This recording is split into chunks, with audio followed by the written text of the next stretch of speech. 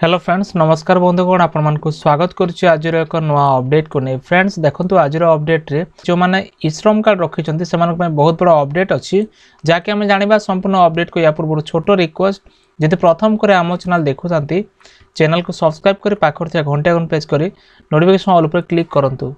देखो बर्तमान श्रमिकों 2 लाख टंकार बीमा रही जहाँकि ई-श्रम कार्ड योजना 1000 टंका देउछंती सरकार जानतु आ किपरि लाभ उठाइबे तार संपूर्ण अपडेट ए भिडियो जानवे। देखो केंद्र सरकार पक्षर अनेक गुड़े योजना आरंभ कराई मध्य अनेक योजना कार्यकारी होउछि आ अनेक समय संशोधन देखो जिते भी योजना सरकार अच्छी समस्त योजना आर्थिक दृष्टि दुर्बल किंबा गरीब श्रेणी लोकों सरकार एसबू प्रस्तुत करती।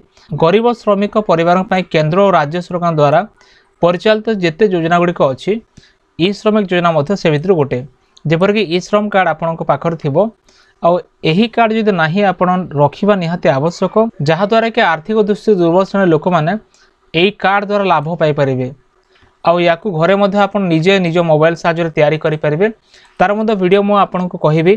देखो ई-श्रम कार्ड थिले कौन सब लाभ रोचे ई-श्रमिक योजना कौन आम जाना जो मैंने आर्थिक दृष्टि दुर्बल विभाग पाई सरकार ई-श्रम योजना आरंभ करिसंती। ये अधीन प्रति मासरे हिताधिकारी बैंक अकाउंट रे 500 टंका 1000 टंका आसे। यह छड़ा ई-श्रम कार्ड मूल्य उद्देश्य होची लोकों को रोजगार जोगाइबा। अनेक श्रमिक ई-श्रम पोर्टाल माध्यम लाभ पाई पारिबे। अणसंगठित क्षेत्र में प्रवासी श्रमिक प्लाटफर्म कर्मचारी निर्माण श्रमिक घरोई श्रमिक रास्ता और कड़ दुकानी एवं कृषि श्रमिक यह योजना उपकृत हो पारे।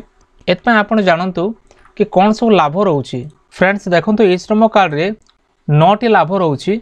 प्रथम रोची श्रमिक मैंने 2 लाख टंका पर्यंत दुर्घटनाग्रस्त बीमा पाइपर। द्वितीय गर्भवती महिला पिला भरण पोषण सहायता मिलूची।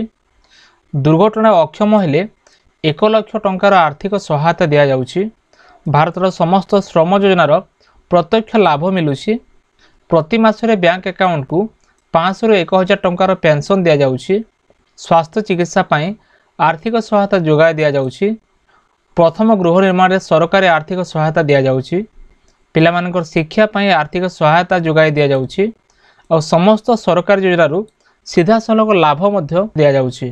देखो फ्रेंड्स एसबू सुविधा पाइबा आपन कौन करिया हम आपन को ई-श्रम कार्ड तैयारी करिया हम जहाँकि ई-श्रम पोर्टाल रे आपन पंजीकरण करि परिबे। इतमें प्रथम आपन ई-श्रम पोर्टाल रे निजको पंजीकरण करिया ऑफिशियल वेबसाइट को आसी जिवे जहाँकि e-shram.gov.in को आसी रजिस्टर उपर क्लिक करेंगे। तापर आपण पंजीकरण पर एक फॉर्म आसीबो से फॉर्म भर्ती करेंगे। पुणे एठी क्लिक कला परे फॉर्म पूरण करिया परे परवर्ती प्रक्रिया संपूर्ण करेंगे। आउ तापर आधार नंबर सहित मोबाइल नंबर जोरा लिंक अच्छी से नंबरटा आपण एंट्री करेंगे। या पर ESIS स्थिति बा EPFO एवं कैप्चा कोड देबे। या पर फोन रे OTP आसीबो।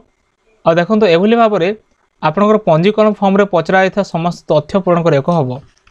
पर डॉक्यूमेंट को वेबसाइट रे अपलोड करेंगे और तापर आपण सबमिट पर जेमती क्लिक करेंगे आपन को ई-श्रम कार्डटा जनरेट हो जिवो जहाँकि वर्तमान ए सब सुविधा पाइबा आपन को सहज हम। तो फ्रेंड्स ये वर्तमान अपडेट जहाँकि ई-श्रम कार्ड को लेकिन बड़ अपडेट आसुअछि। जदि आपन तथा बुझी पारे आपन किपर ई-श्रम कार्ड तैयारी करेंगे ताहले निश्चय आपन कमेंट करंतु म आपन को वीडियो माध्यम रे जणाई दे। फ्रेंड्स जदि वीडियो भल लागे वीडियो को लाइक करंतु चैनल को सब्सक्राइब करंतु सांग मान को शेयर करंतु।